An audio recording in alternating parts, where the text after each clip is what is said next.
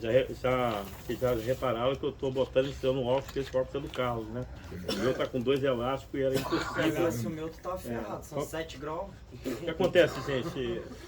É natural que eu vá avançando com mais rapidez, até porque a coisa vem na cabeça, a gente vai falando, mas assim, eu queria fazer uma pergunta para vocês. De até onde eu falei, o que vocês entenderam, alguma coisa que vocês entenderam. Posso falar? Pode. Só não fala eu sou fulano, mas uma dica que eu tô cansado. Fala só seu nome. Tipo assim, eu fiquei muito surpreso com como o senhor pensa. Tipo assim, que o senhor acabou pegando o que todo mundo aqui sente e pensa ao mesmo tempo, tipo, de uma maneira muito maneira. Porque eu sou um de vocês, né? Mas tipo assim, você falou de uma coisa de coisas do dia a dia, não só assim, no geral sobre a doença, entende? Então, mas também é a doença, tá? Se a gente entender que a doença envolve meu emocional, mental, comportamental e espiritual, e que essas coisas estão intrínsecas, não existe separação do emocional, porque o espírito não anda sem um corpo, a não ser se for a lenda da alma, como é que é o nome? Alma penada, né? E nem um corpo sem um espírito está morto, né? E um espírito também e um corpo não vive sem um sentimento, porque o sentimento é aquilo que nos anima, é aquilo que nos conecta, que vincula, né? Ninguém ama alguém somente por causa do físico, mas tem sentimento envolvido, tem admiração. E a gente também não vai andar só o corpo, o sentimento e a emoção sem uma mente, né? Porque é aqui que eu penso, aqui que eu vou construir pensamentos bons ou ruins. Entendeu? Então tem essas coisas, elas são uma fusão, estão todas juntas. O Paulo da Bíblia, ele diz: seja vosso corpo, vossa alma e vosso espírito e a vossa integridade todas, né? Seja eles todos juntos, não tem separação. Por exemplo, tem um versículo da Bíblia que diz assim: vós maridos coabitai com as vossas esposas a ponto de agradá-las, senão Deus não ouve a sua oração. O que tem a ver intimidade com oração? Tudo. Porque se você magoou alguém, como é que você vai orar depois? Então vamos lá, só para a gente ter uma ideia que essas coisas estão juntas. E que a droga não é a doença. A droga, quando eu uso droga, é evidência para quem não conhece que eu estou doente. Mas para quem conhece, já está vendo você recaído dentro da clínica, né? Não é esse recaído, nome feio. Está vendo você com comportamento adictivo. Que é o comportamento... Ninguém vai internado porque usa droga. As pessoas vão internado porque elas usam droga e perdem a governabilidade da própria vida. Porque se o cara pudesse usar sem dar dor de cabeça para ninguém ia internar o cara. Se o cara desse o teco dele e pagasse a conta de luz, a conta de água, ninguém nem esquentar a cabeça. Eu me lembro quando eu usava droga, eu chegava em casa, a minha primeira esposa, ela falava assim: cadê o dinheiro das compras? Ela não estava nem preocupada se eu tinha cheirado ou não. A preocupação primária era essa: cadê o dinheiro? Entendeu? Então, se a gente entende que o espiritual, o comportamental, o mental e o emocional, eles são uma coisa só, e que a doença tem a ver com isso, né? Por exemplo, uma pessoa que compra, que sai de casa, tem um closet de roupas, cheio de roupas, e a pessoa chega no shopping, o homem ou a mulher, e ele faz uma compra de R$2.000 sem necessidade, essa pessoa está adoecida também, entendeu? Então a adicção não é a doença da droga e nem da compra compulsiva só, é a doença do comportamento. E o comportamento vai gerando aonde botar. É como se fosse uma coisa que eu preciso evidenciar para os outros que são leigos. Mas para quem trabalha dentro de comportamento adicto, sabe muito bem que essa pessoa já está recaída. Só vai evidenciar isso para o leigo usando. Tem gente aqui que nem entrou aqui dentro ainda. Ele ainda continua com papo de malandragem, né? E etc, né? Mas eu vou deixar vocês falar, senão eu falo muito. Vai. Quero te fazer uma pergunta, porque na hora que vocês estavam falando sobre a doença ser bem mais comportamental, eu tinha visto... Não existe bem mais, faz parte, né? Não existe nada que né? Como não é a base. Que diz que é 80% espiritual. Não. Então, quando a gente trabalha com o TCC, a gente pergunta assim, quem disse isso?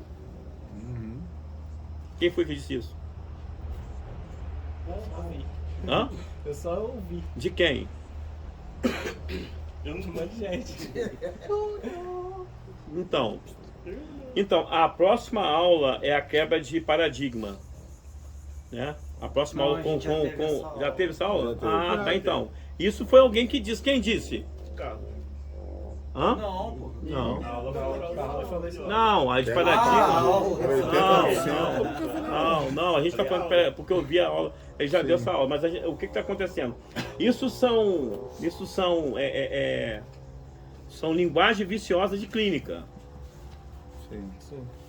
No final, uma vez o cara não queria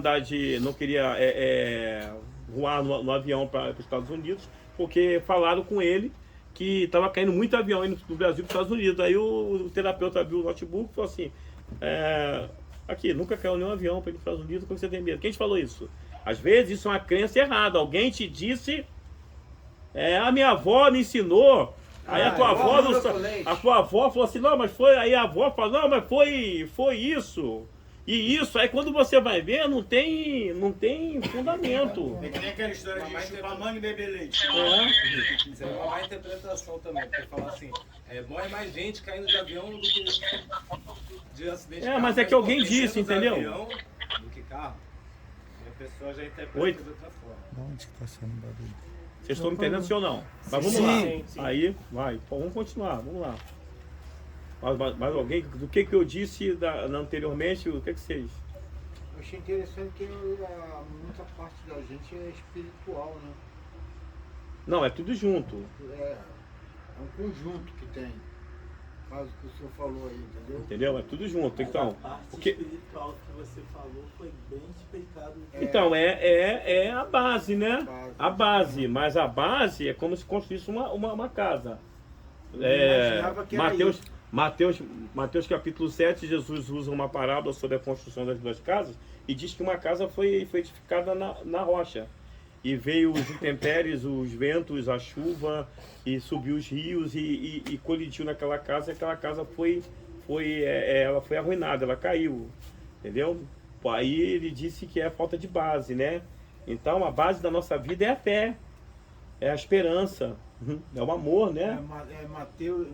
Mateus fala muito em fé. Entendeu? Então o que acontece? Essa é a base, porque tem coisas que a gente não vê. Tem coisa que a gente não vê. E quando assim, Agostinho tem uma frase que ele diz: Deus, nossa alma foi criada por ti, só encontrará paz quando para ti retornarmos. Mas é para Deus. Deus está com o braço aberto esperando todo mundo. Talvez a religião não está. Entendeu? Deus ele tem um salmo que diz que ele não nos trata segundo as nossas iniquidades nem nossos pecados. Você entende isso ou não? Sim. Só que o ser humano que fala sobre Deus, às vezes o Deus dele é um demônio. Sei lá, um troço ruim. Um tipo de Deus que castrador, punidor, entendeu? Que não tem um interesse nenhum por mim, ele quer me castigar, ele quer me arrebentar, entendeu? E se eu tiver mal, ele não vai ouvir a minha oração. Isso é uma coisa perigosa, né? Porque o apóstolo Paulo diz que as pessoas falam mal de Deus pela nossa fala de Deus. Nossa fala de Deus, às vezes, é de um Deus que é mais um reflexo de alguém que entrou na minha vida que foi desse jeito, uma autoridade, um pai, sei lá, alguém que foi muito importante para mim e que tinha uma personalidade agressiva ou sem sentimento. Tem que tomar cuidado. Qual é o Deus que as pessoas estão apresentando pra gente, né? O Deus que eu conheço, ele é um Deus de amor, bondoso, pronto para perdoar. Pronto. Pedro falando para Jesus: quantas vezes deve perdoar? 7? 7 vezes 7. Aí não, Jesus falou 70. 70 vezes 7. Que naquela época, gente, não era inumerável. Sim. Luiz, uma coisa muito importante que eu achei que tu falou aí é que o nosso país, 80% das pessoas acreditam em Deus, mas não necessariamente estão coligadas a Ele da forma que deveriam. eu vejo muita gente chegando e falando que a maior parte da doença é espiritual. E aí, o que acontece? Muita gente vive no arrependimento, mas não esquece da misericórdia. Mas o que Aí é a pessoa- espiritual? É sentimento? Não, o que é espiritual? Fica...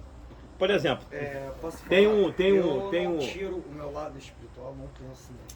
Mas eu penso no meu foco, na minha pessoa e na crença em mim mesmo. Para poder crescer e ir para frente. Eu creio que a maioria use isso, mas pensando em Deus. Permite, Luiz. sim. Vamos pensar da seguinte forma. Boa noite a todos. Boa noite. Boa noite. Porque, na verdade, se a gente examinar, por exemplo, a parte financeira é espiritual. Também. Se você não souber cuidar da tua parte financeira, entendeu? A sua relação com Deus, a sua relação com o próximo, vai ser abalada de uma certa forma. A parte biológica é espiritual? Sim. Se você não cuidar da tua saúde, É porque tá tudo junto, né? É o que eu falei, não tem divisão. A gente a parte social é indivisível. é espiritual. Sim. Se eu não souber lidar com o meu próximo, como que vai ser minha relação com Deus, minha relação comigo mesmo? Então não dá para definir, mensurar se é 80, 90, 100%. Não tem. Assim, a base. Por que eu falo a base? Eu vou usar até um outro texto das Escrituras. Que Paulo diz assim: abatido, mas não destruído.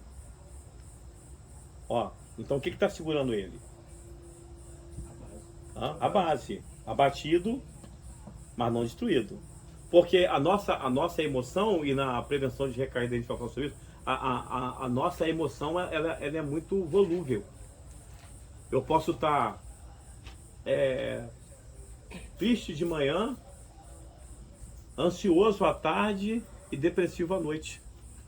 A gente não tem controle do nosso emocional, no sentido de que eu não vou sentir isso. A emoção, ela nasce quando quer e ela vai embora quando quer.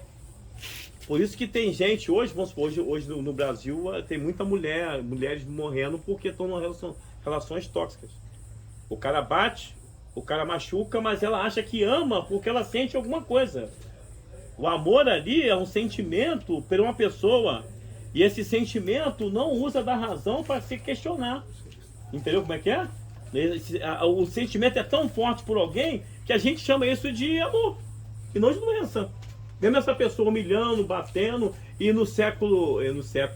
na década de 70, 80, tinha aqueles pagodes que era: você jogou fora o amor que eu te dei. Que é só pensar que sua boca beijou outra boca, eu sinto o gosto amargo da desilusão, mas você tá certo, eu te amo, tô te esperando, tô aqui tomando cerveja, tô me matando por você e você não tá nem aí pra mim.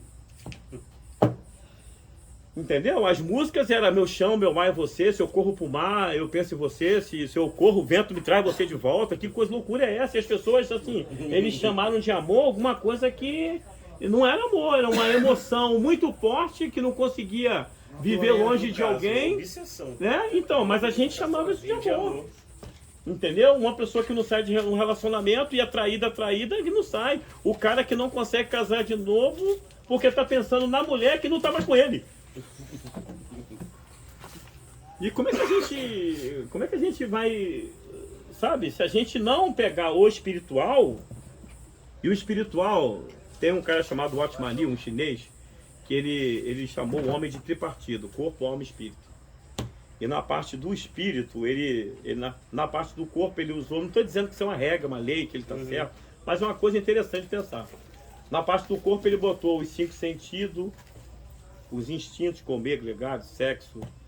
E na parte da alma ele botou mente, vontade, pensamento, emoção. E na parte do espírito ele botou intuição. O que é intuição? Tá passando ali uma Kombi.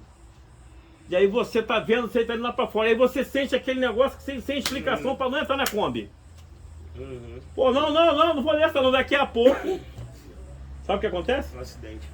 Um acidente na Kombi. Isso é intuição. Uma coisa que não tem Não tem razão lógica por que você não entrou na cor, mas alguma coisa te travou. A intuição te... Você entende? Sim ou não? Sim. O que e a outra parte é a consciência. Romanos capítulo 2 diz: para aquele que não conhece a Bíblia, a sua própria consciência é a Bíblia.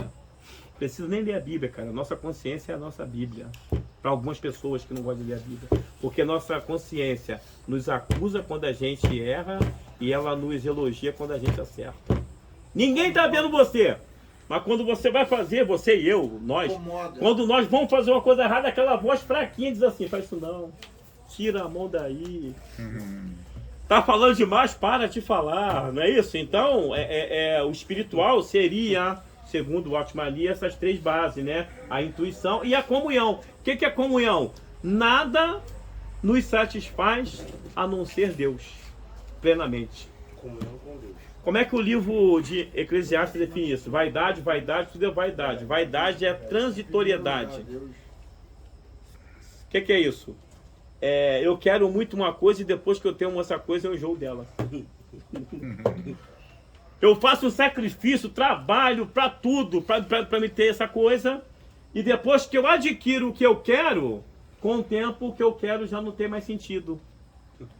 Então a palavra vaidade ali é transitoriedade. O ser humano ele coloca coisas no lugar de Deus ou do poder superior, conforme cada um concebe, e essas coisas não preenchem. Essas coisas eles dão satisfação imediata, mas com o tempo essa satisfação vai embora. E aí você já não está interessado naquele telefone, você quer outro telefone né? Tipo assim, a mesma coisa de relacionamento, né? Eu acho que nesse tocante a mulher ela é mais, sei lá, ela tem mais, sei lá, porque o homem parece que faz de tudo para conquistar. E quando conquista, faz de tudo para perder. Ô, rapaz, tu é um filósofo, bigode. Tu é um filósofo, cara. Caramba, e você tá casado? Ele tem duas mulheres, esqueceu? Tem duas? Vocês estão não tem nenhuma. Vocês estão entendendo? Falou tudo ele. Teve uma pesquisa há um tempo atrás que as mulheres estavam com bico de papagaio porque o marido não beijava na boca. Como é que é isso? Porque mexe isso aqui, né? O beijo na boca mexe a questão sei lá, espia, sei lá. Já fui chamado então o que acontece? Quando tá namorando, o cara beija e tal, e quando tá casado tempão, vai embora, a mulher, boa, esqueceu nada lá, você esqueceu a carteira? Não, me dá um beijo, vai lá. Então, no começo é assim, não. mas esse é o ser humano com tudo. Vocês me entendem, sim ou não? Por exemplo, quem está internado está sentindo falta da casa que tem. Mas já não estava mais nela. Ficava mais fora. Está sentindo falta do filho que estava o tempo dele o tempo todo. Então, assim, parece que essa questão da vaidade, que é a transitoriedade, né? A gente não sustenta, porque a medida da satisfação é só a medida da conquista, e depois da conquista a satisfação ela evapora. E a gente então procura mais. Hoje, antigamente uma pessoa que mais tinha depressão era uma pessoa que tinha frustração e perdas. Hoje já diz que quem tem sucesso e que está adquirindo muitas coisas são as pessoas que estão tendo um pico de depressão. Porque elas conquistam de tudo e no final elas estão insatisfeitas. Deve ser por isso que na Noruega tem uma alta taxa de suicídio, né? Pode ser. Lá tem a melhor qualidade de vida, então as pessoas têm. Então a melhor qualidade de vida seria uma vida muito fácil. Não, porque não tem, tipo assim. Ontem eu estava assistindo Duro de Matar. E aí tem um cara que falou assim: e Alexandre, o Grande, depois de todas as suas conquistas, quando não tinha nada para conquistar, ele chorou. Porque a vida dele estava baseada nas conquistas que ele tinha. Vocês estão dizendo sim ou não? Então, sim. Quando a gente fala de Deus, né? E aí a mulher samaritana faz uma pergunta para Jesus, e Jesus responde para ela: Deus é Espírito. Deus é o quê? Espírito. Então Deus, quando a gente fala de espiritualidade, a gente está acessando a Deus. É Espírito. A forma que... E ela fala assim, mas aí ela não entende, ela assim, a gente vai adorar onde? Onde eu procuro ele lá, junto com os judeus, junto com os samaritanos, na igreja evangélica, onde? Qual lugar que eu vou? Ela falou assim, ele falou, Deus é Espírito. Está em todo lugar. Ele está em todo lugar. E os verdadeiros adoradores, você vai aonde você quiser, mas você toma cuidado de você achar que Deus está no lugar. Se você achar que Deus está no lugar, você não vai entender que Deus quer habitar dentro de você. Encher teu coração de paz, de alegria, entendeu? Te dar tranquilidade. Então, às vezes, na pandemia fechou o lugar de reunião de narcóticos e a igreja também não tinha culto. Muita gente se desviou e muita gente usou droga. Por quê? Porque não tinha lugar para se encontrar. Não, mas é o lugar. É o lugar. Se Deus está dentro É o lugar. de mim, se Atos. Eu não estou dizendo que as pessoas que estão indo lá no culto, no templo, vá, meu filho. Sim. O ruim é quando eu esqueço que Deus está em mim. habita dentro de mim. Habita no meu coração, em mim. 1 Coríntios 3,16. Não sabeis vós que vós sois o templo de Deus e que o próprio Deus habita em vós. Coisa linda. Mas os gregos dividiram o mundo em dois. Sagrado e profano. Quando eu estou dentro da igreja, eu estou no mundo sagrado. Não xingo palavrão. Eu sou um cara, sabe? Eu sou um cara bonzinho. Mas quando eu boto o pé da porta para fora, meu amigo, o ônibus passa, eu xingo o motorista, amaldiçoo o motorista. Chega, sabe? A gente é uma coisa. É como se o indivíduo vivesse em dois mundos. O mundo ali, no mundo sagrado, ele é um santo. No mundo secular, ele é um demônio. E Deus habita em nós. Atos 17, 24. Deus que fez os céus e a terra não habita em templos feitos por mãos humanas. O sentido é a reunião das pessoas e as pessoas estão ali e Deus está nas pessoas. Entendeu? Não o templo. Não o templo. Entendeu? O templo é o significado para juntar as pessoas. E as pessoas fazer aquele lugar de adoração, consagrar aquele lugar, entendeu? Mas pra gente, a gente precisa de um Deus que esteja conosco. Qual é o nome de Jesus? Emanuel. Significa o quê? Deus conosco, pô. Não é? Então quando a gente entende que apesar, e eu vou falar pra vocês que os caras que os homens de Deus, assim, o Paulo era homem de Deus, mas 2 Coríntios 1:8, ele falou assim: eu passei tanta tribulação na Ásia que eu desisti de viver. Que isso, Paulo? O Paulo desistiu de viver. Se tivesse uma cartela de clonazepam, que ele tomava. Meu irmão, a tecnologia nos ajudou. Cara, ele falou assim, olha, foi tamanha a aflição que eu sofri na Ásia que até da vida eu desisti. Olha, isso é tão interessante que Jesus, em Mateus 16, ele repreende Pedro. Primeiro ele elogia. Ele diz assim, quem de vós diz ser... O que estão dizendo de mim? Qual é a fofoca da hora? Aí um falou, estão dizendo que você é Elias, outro dizendo que é Jeremias, seria vocês. Aí Pedro diz, tu és o Cristo, o Filho do Deus vivo que havia de vir ao mundo. Aí Jesus olha para Pedro e fala, bem-aventurado és tu, Simão Barjona, e tu és Pedro, sob essa rocha edificarei minha igreja. Aí Pedro ficou todo bobo. Aí daqui a pouco Jesus fala, gente, vão me matar, tá? Vamos se juntar aí, vamos me matar. Aí Pedro fala, corre! Pô, até eu falaria, Carlos, vamos me matar, Carlos, corre! Aí Pedro chega para Jesus e fala, mete o pé, corre, some! Aí Jesus olha para Pedro e diz, arreda de mim, diabo! Imagina a cara de Pedro, eu falei, meu Deus, o que eu fiz? Aí quando isso é Mateus 16, quando chega em Mateus 29, Jesus chega para Pedro, João e Tiago e fala assim, cuidai de mim e orai por mim, porque a minha alma está angustiada. Imagina a cara de Pedro, esse cara é doido. Eu elogiei, ele me elogiou. Eu mandei ele correr e agora ele está falando que ele está passando um problema. Aí a Bíblia diz que os discípulos dormiram. Você sabe que uma pessoa, não estou dizendo que ali foi isso, num profundo estresse, ela dormiu. E a oração de Jesus não era mais aquela ousadia toda. Ele falou assim, Pai, se possível for. Ele não falou assim, vem. Não, ele falou assim, se possível for. Se você tiver uma chance, afasta de mim esse cálice, mas todavia seja feita a sua vontade. O escritor de Hebreus interpreta a emoção e dá nome. Diz assim, Jesus venceu o que mais ele tinha medo, a saber, a morte. Se ele tinha medo, por que ele tratou Pedro daquela forma? Vocês estão me entendendo? Porque ele era um ser humano igual eu e você. Não vê lá o Elias debochado no monte, debochando dos profetas? Vai! Aí ora, o fogo cai, aí no outro dia ele está correndo. Está pedindo para Deus matar ele. E Deus querendo que ele viva, ele está pedindo para Deus matar. E no meio do deserto ele não come, aí Deus manda lá seres espirituais e ele come e ele vai para a caverna, fica escondido. Quando Deus chama ele lá naquele lugar escuro, numa depressão terrível, ele fala assim, poxa, eu pensei que ia dar certo, o projeto está errado, só tem eu, Jesus. Aí Deus falou, eu tenho 7.200, cara, sem ser você. Peraí, cara. Sabe qual é o nosso problema? Que a gente acha que a gente é o único que sofre. A gente pega o sofrimento, ou que sofre mais, né? Bem isso. E a gente pega o sofrimento e a gente fala assim, pô, eu sou o cara que mais sofre. Mas as pessoas que mais estão sofrendo, vou reiterar minha fala, são as pessoas que mais estão rindo.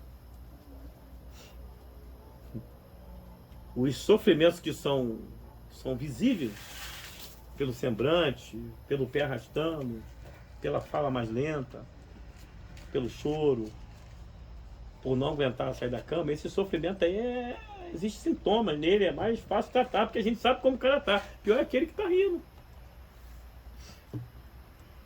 Tá batendo no ombro dele, você acha que ele é um cara feliz, que ele é um cara realizado, mas como eu disse para vocês, né? Pneumicídio, morte do espírito, morte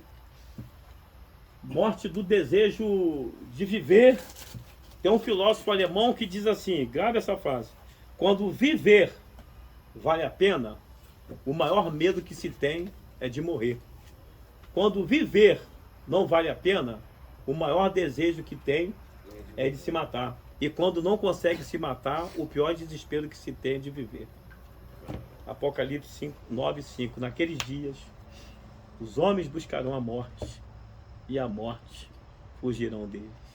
Desejarão ardentemente morrer. Por que um cara que está fumando uma montanha de pedra de crack, o que ele está procurando? A morte. Mas na cabeça dele, não. O cara que está empurrando, sabe, um trilho de trem de cocaína, o que esse cara quer? Um cara que está bebendo repetidas vezes, que está perdendo, está acabando com o fígado, com problemas no coração, o que o cara quer? Indo para a boca de fumo, tiroteio, pancado para comprar droga, esse cara está procurando vida?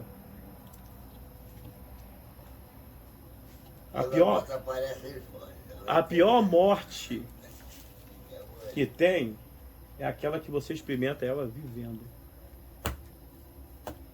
Você fala pro cara, não acredita mais em nada. Para você dá certo, mas para mim,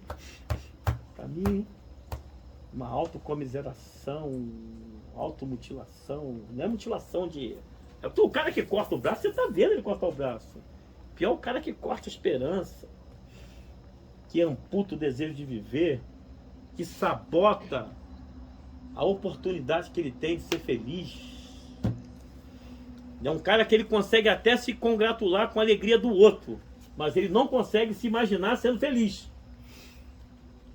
Você me entende, senhor, não? Então, se a gente entender que a centralidade de tudo é Deus conforme eu concebo, né? É Deus. E esse Deus, ele está disposto porque ele não dorme. De repente eu não vou acordar o cara porque o cara está dormindo. Mas ele não dorme. A Bíblia diz no Salmo que o guarda da nossa vida, ele não pesca, nem pisca os olhos. E ele não dorme. E que ele não tem problema nenhum de me ouvir centenas de vezes. E centenas de vezes ele vai dizer para mim, você é um projeto meu e você nasceu para dar certo. Mas você precisa saber, porque eu ponho diante de você a vida e a morte, a bênção e a maldição, escolhe. São suas escolhas que vão fazer você crescer, avançar, ou são suas escolhas que vão matar vocês. Então, assim, a gente tá dentro de uma questão que é, assim, é infinitamente... Nossa, Ele é maravilhoso. essa questão é infinitamente porque é um Deus de amor. Tem que botar ele na frente de qualquer coisa. Mas ele não vai viver a minha vida por mim. Ele não vai viver, ele não é a minha mãe e minha mulher que fica brigando comigo, me proibindo. Ele vai me dar uma coisa que eu quero, mas eu não sei lidar. Ele vai me dar liberdade. Eu não vejo a hora de sair daqui. Aí a mãe prende, né? A mãe prende, o terapeuta orienta. Não faz isso não. Não, rapaz, eu quero a minha liberdade. E Deus vai falar, vai. Vai. Vai com a sua liberdade, porque alguém diz que nós somos libertos por Deus, mas nos manietamos de novo, nos acorrentamos. O que é liberdade, cara? Eu não preciso sair daqui para ter liberdade, cara. Eu estou livre. Liberdade não é passar do portão para fora. Tá preso não é entrar do portão para dentro. Não é isso. A gente tá achando que liberdade ela tá circunscrito aos muros. As pessoas que são mais algemadas, mais presas, mais maniatadas, mais acorrentadas, são as pessoas que se dizem livres, porque as escolhas dela só traz confusão e problema para elas mesmas. Aí depois quer culpar, quer usar ali as freudianas, que minha mãe não me amou. Minha mãe não me amou, o cara com a barba igual do Papai Noel. Minha mãe não me amou, minha mãe não me amou. Minha mãe gostava mais do mesmo que de mim. Será, doutora? Já até sabe, doutora, será que eu tenho alguma coisa na minha psique? São suas escolhas, pô. Vocês sabem que aquele desenho, como é que é o nome? Peter Pan? Peter Pan. Que a mãe dele teve vários filhos e o Peter era o menor. E botava uma roupinha vermelha nele, ficava... E o irmão mais velho ficava com ciúme do Peter. Ele queria ser o Peter, o pequeno. E ele ficava ali, desejando mesmo que alguma coisa ruim acontecesse, sabe? Aquela macumba que você faz sem tambor, sem nada, dentro do coração você odeia a pessoa e quer que ela se ferre. E aconteceu que o garoto morreu. E a mãe do Peter ficou com um problema depressivo que ela ficou louca. Aí ele botou uma roupa vermelha. Mãe, sou eu, o Peter. Não, verde. Verde? É verde. Sou eu, o Peter. Ela, Peter, você voltou? Pô, e ela nem sabia mais de nada. Tava... E aí, cara, é a gente querer... Sei lá, não sei o que a gente quer, cara. A gente quer sair e não consegue ficar lá fora. A gente tá aqui dentro e não quer ficar aqui dentro. Quer ficar onde, então? A gente escolhe um lugar. Né? Aí fica arrumando problema, né? Ah, não, eu vou falar pra você quem, vou falar pra você quem vai lá, quando eu sair daqui vou denunciar. Ah, para com isso, rapaz. Eu vou ter que trocar a fralda das pessoas agora, não criança. Tá aqui por quê? Tá aqui porque a pessoa que te ama não quis te abandonar. Porque tinha todo o direito de abandonar você e mandar você seguir a sua vida.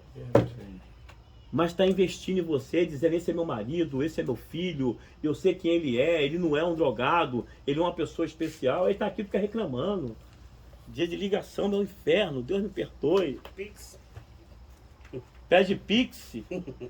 Não, manda o Pix, desliga o telefone e vai embora. Teve uma mãe que falou pra mim, Luiz, só manda o Pix, eu vou mandar o Pix, não precisa me ligar pra mim mais não. Vocês me entendem ou não? Sim. É por causa do espiritual que tá lá embaixo. Você entende? Que a gente... Outro dia tinha um telefone. Ele não queria nem abençoar mais. Vai, velho. Primeira coisa que ele pediu foi o Pix, a coroa reclamou no telefone, leva aqui. Primeira coisa, ela falou, poxa, meu filho, você nem pediu a benção pra sua mãe? Já quer Pix, vou mandar lá matar o telefone. Vamos lá, gente, vamos ver se a gente consegue avançar mais um pouco, né? Adivinha quem foi? Bebel. Anonimato. E essa questão da espiritualidade, ela é tão legal que ela é alimentada quando a gente faz alguma coisa por alguém. A Bíblia diz assim, o João, vou citar João para não ficar citando a Bíblia toda. João fala assim, se a gente não ama o ser humano que vê, como é que a gente vai amar Deus que não vê? Isso é mentira. Isso é mentira, isso é demagogia. Se você não ama um ser humano que você vê, tá o dia todo, tá se relacionando com a pessoa, como é que você vai amar Deus que não vê? Aí João ainda fala assim, se você vê o seu irmão, com alguma necessidade, e você não ajuda ele, como é que o amor de Deus está no seu coração? Porque a coisa é que você pode pegar a Bíblia e guardar ela lá e nunca mais usar a Bíblia, e eu vou lhe dizer isso com toda certeza, porque foi o próprio Jesus que falou, ama a Deus, e ama o próximo, e se ama, e guarda a Bíblia. Porque todo sermão, todo discurso é esse, ama a Deus e ama o próximo. Você está entendendo? se ama também. Se você faz isso, tudo que a Bíblia indica, aponta, é para esse fim. É para chegar nesse ponto da gente amar a Deus, amar o próximo. E o resto é só sermão. Esses dias um menino me ligou, um terapeuta, falou: ô Luiz. Eu falei: ai meu Deus do céu. Então ele mandou uma mensagem, eu falei: meu Deus do céu, ele ligou o telefone comigo, um problema. Esse negócio do meu rosto aqui, já tô ficando... Aí eu falei assim: porque eu sou da roça, não tô acostumado com isso, mas eu vou acostumar. Aí ele ligou e falou assim: ô Luiz. Eu falei: oi, como é que tá aí, irmão? Tudo bem? Tá tudo bem. Ele falou: pô, cara, ajudei um cara morador de rua, mas eu fiquei triste. Mas por quê? Porque eu só dei uma quentinha pra ele, cara. E eu quis pregar a palavra pra ele, e ele falou que não precisava. Então eu falei: você já leu Tiago lá no capítulo 2, que diz que se chegar alguém na igreja com fome e você orar e pregar, você não fez nada? Que você precisa dar um prato de comida para quem tem fome? Então você já pregou. Pregação não é discurso. Na verdade, a gente tem muito discurso e pouca ação. Tá na cara que tá vendo que a pessoa tá precisando. Tá precisando de alguma coisa, varão? Não. Você já sabe que tá precisando. Tá vendo um cara barbudo, não um cara que gosta da barba grande. Tá vendo um cara barbudo. Tá com 2 chinelos lá. Uma vez perguntaram para João Batista o que faria para entrar no céu. João Batista falou: quem tem 2 roupas dá uma. No instante o pessoal: o quê? Como é que é? Quem tem 2 sandálias dá uma e fica com uma. O cara mostrando 3 pares de tênis. Aí, e o outro cara andando descalço. Aí quando dá, não dá. Já ia jogar fora. Pô, cara, ó, vou te ajudar aí, cara. Todo esse tênis aí furado, com o dedo, essa cueca rasgada, que eu já usei 1 milhão de vezes. Essa bermuda que já não serve pra nada mais. Você tá me entendendo? E essas pessoas são as primeiras a querer pregar na espiritualidade, no culto. São os maiores discursos. Os maiores discursos que tem são as pessoas que são excelentes no discurso, mas são ineficientes nas ações mais simples da vida. Vocês estão entendendo, sim ou não? Sim. Então, a gente está agora nesse ponto de também entender que a gente é um ser humano, cara. Que os caras da Bíblia, Moisés pediu para Deus matá-lo. Me mata, não aguento mais, toda hora alguém no meu ouvido. Que a gente vai ter, que o que não nos faz a gente perder a cabeça é que a gente está balizado na nossa fé. O que é a fé? É o fim Vai acreditar naquilo que tu não pode ver. É o quê? E é nisso que eu estou vivendo? Mas a fé também, a fé tem 2 vertentes. A outra, que é a fé também, é eu ser fidedigno. Por que a minha recuperação não dá certo? Porque eu não sou fidedigno nem ao UNA, nem à igreja, nem à macumba, nem ao espiritismo. O que é ser fidedigno? É você ser fiel àquele segmento. Entendeu? O problema nosso é que a gente não é fidedigno a nada, nem a igreja, nem nada. A gente até acredita em tudo, mas a gente não segue, a gente não faz daquilo padrão da nossa vida para que esteja resultado para nós mesmos. Você me entende? Então eu tenho que ser fidedigno no que eu acredito. A fé, ela é acreditar naquilo que não aconteceu e ter certeza que vai acontecer. Mas é lá nos frutos do Espírito de Gálatas, vai mostrar a fé como fidelidade, ser fidedigno. Eu acredito no narcótico, eu vou estar lá. Eu vou estar seguindo os passos. Eu acredito na Bíblia, eu vou estar lá. Eu acredito no que a psicóloga está me falando, eu vou estar lá. Eu gosto, eu amo a minha mãe, eu vou passar a dar ouvido, porque a Bíblia diz: honra teu pai e tua mãe, para que te vá bem e prolonga os seus dias sobre a terra. Por que está dando ruim para tudo para a gente às vezes? Que a gente não quer ser fidedigno, a gente não quer ser fiel ao que as pessoas nos falam, seguir orientação, a gente não quer ouvir de fato o que a gente precisa e seguir. Só isso, mais nada. Não precisa estar internado assim, toda hora está internando. Toda hora está internando. Eu posso me acostumar a estar internado. Para mim, essa questão da... Não, já deu tempo. Para mim, essa questão da espiritualidade... Já deu uma hora? Não deu uma hora. Que isso? Passou rapidinho. Que bom. Não. Para mim, essa questão da espiritualidade, Luiz Gomes, é um pouco... Tá sendo novo para mim, porque eu tô vindo do candomblé.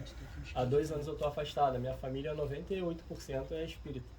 Umbanda e candomblé, eu era do candomblé. aqui dentro, eu cheguei a reivindicar uma parte de uma reunião separada, usando o argumento da casa ser ecumênica. E reivindiquei e tal. Mas você estava seguindo o candomblé? Seguindo certinho? Acontecia isso há 2 anos não, que é os 2 então, anos que eu me afundei. recaído. Aí... É o que eu tô falando, a gente não é fidedigno. Reivindiquei isso aqui dentro e tal. Aconteceu uma situação e eu tive um sonho e tudo mais.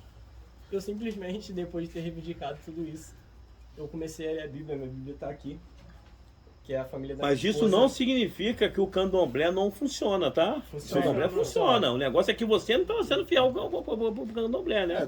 Talvez as requisições por esses tempos de espiritualidade diferente da espiritualidade evangélica, talvez nem seria a real intenção de praticar uma outra espiritualidade, sim só reivindicar algo que poderia ser impossível para mim, criar motivos para começar uma rebeldia. Mas e a partir do momento que eu falei, tá bom, pode fazer. Mas lá na unidade 3, o cara ia lá, Não, lá na unidade 3 tinha um rapaz que ele era do candomblé. Ele posso ir lá, eu falei, ia lá, né?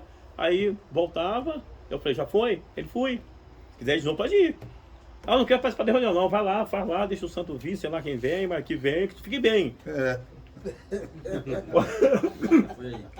Pode vir quem for.